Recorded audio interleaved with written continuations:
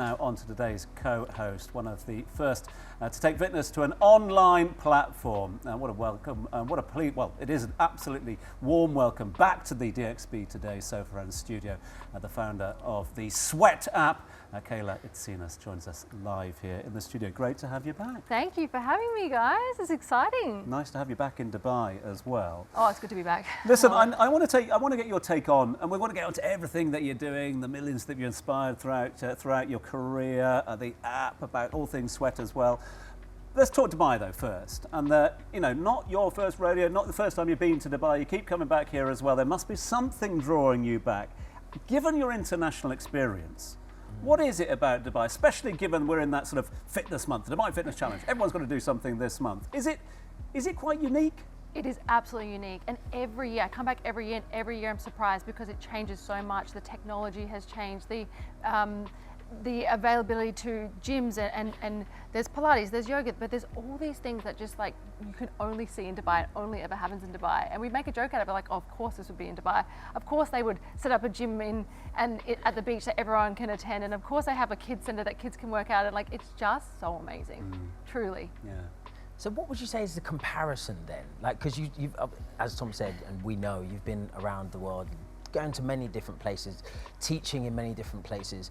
What would you say is the one thing that stands out and the comparison compared to these other places? I mean, tell me one other place in the world that has an entire month that everyone is getting around 30 minutes of working out for 30 days straight. Like, so many people are on board this month, and I cannot believe it, and they're having so much fun. And not only are they doing it, but Dubai is supporting them by opening up fitness centers in the middle of beaches and doing big runs and doing cycles and doing all these amazing things. I just cannot believe how incredible it is and how many people are just getting around.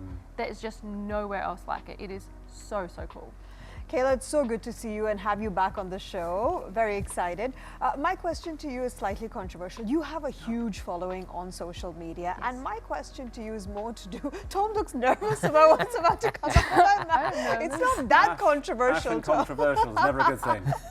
So my question to you is more to do with this new wave of entertainment, entertainment fitness, where people are creating these moves to make it look more appealing on social media. You know, like some of those crazy ones where they're balancing on a kettlebell blindfolded, all in the name of core strength.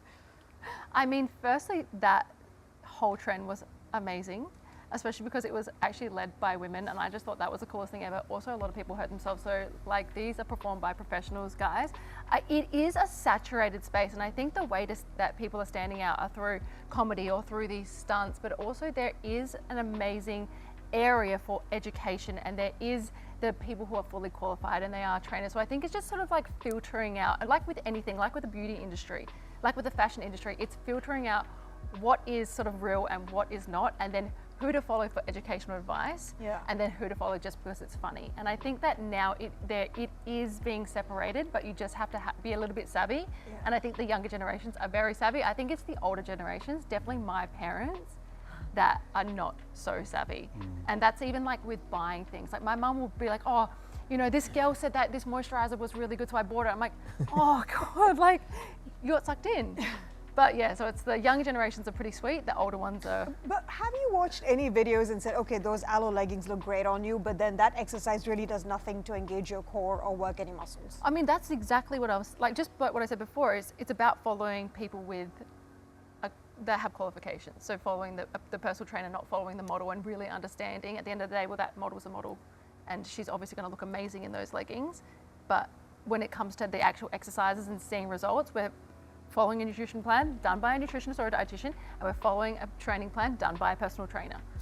What about your journey and your approach to fitness? Has it changed after having kids since becoming a mother? So much. Has it? Oh, so much. Really? Like being way more understanding of mums, being understanding of hormones, being understanding of time. I used to make my mothers do 5 burpees if they were late, and they would be telling me in the burpees like, but the kids, and I said, no, I don't care, look, you're late by 5 minutes, you got to do your burpees. And now I would never do that. Never would I do that. So being a mum has changed everything. Also, like the programs that you release as well, I think you're really like conscious. Pregnancy program, post-pregnancy program, looking into menopause at the moment now, which is really exciting, guys. It's a little sneak peek as to what's to come, but yeah, just having to really go through it and experience it. So a lot of people concentrate on the obviously the physical aspect of strength. How do you cope with the mental side and the resilience and that sort of thing as well? I mean, that's the biggest part. Like, you know, when back in the day people just say, oh, it's 80% fitness and 20% this and that. It's like right now it's like 100% a mental game, because the world is changing, because there is so much social media and so much comparison and so much physical and how you visually look. Now it's all about the mental game. And I always say, it doesn't matter how beautiful physically you are, how shredded you are, or how many muscles you have, or whatever it is that you want to look like. You mentally need to be confident, and you mentally need to have your stuff together to feel good. And I think that's really, really important. So it's mental fitness for sure. Kayla, do you think social media sometimes makes women chase unrealistic body standards? I follow this Australian personal trainer named Booty by Jax, and his, Jackson. yes, Jackson is exactly. great. Jackson, if you're seeing this, you are great. Yes, he does. And Because he exposes a lot of personal trainers and fitness influencers who edit their photos and videos Yes. and set these unrealistic body standards. Yeah, we do love Jackson in Australia. So what Jackson does, basically, if you've never seen him before, is he will find someone who very, very obviously will edit their photos or their videos, and he'll call them out and say, listen, and he doesn't do it in a bad way. He just says, this isn't real, and this is not a person that I want you to follow for this particular advice. Although that person may be very healthy and may be very strong and may be very confident, we need to understand that this video is, or this photo is edited. And I think that's really nice for someone. And it's not just Jackson, there's lots of people that do it, but it just reaffirms and makes women understand, and I say women because I work with them, that not everything that you see is real. That's why it's, again, the mental fitness that's really important. Kayla, and this, don't take this for a moment to think that this is the end or anything like that, because you have got so much more to give. But you've influenced the lives of literally millions up until now. So I think we can talk about legacy. When women, girls of all ages that have been through your programs, been influenced by you, reflect on what they've learned through you in the past, what do you want to be the big takeaway, the legacy, if you like, that you leave? I think that because I work with women, the thing that I want to take is women to take away is that they can do hard things, that they can be independent, that they are strong, like you said, strength training, that they can lift weights and not be scared. I think it's just a confidence thing. Like, I really want to be able, when women come up to me, they say, you changed my life. You've given me so much confidence. Like, I didn't have the confidence before I had kids. I thought I could never get into fitness, and now I'm studying fitness, or I'm being a personal trainer. So I would love to do that, and I'd also love to get into education as well.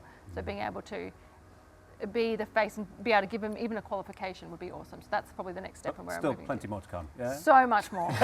No, I'm actually retired now.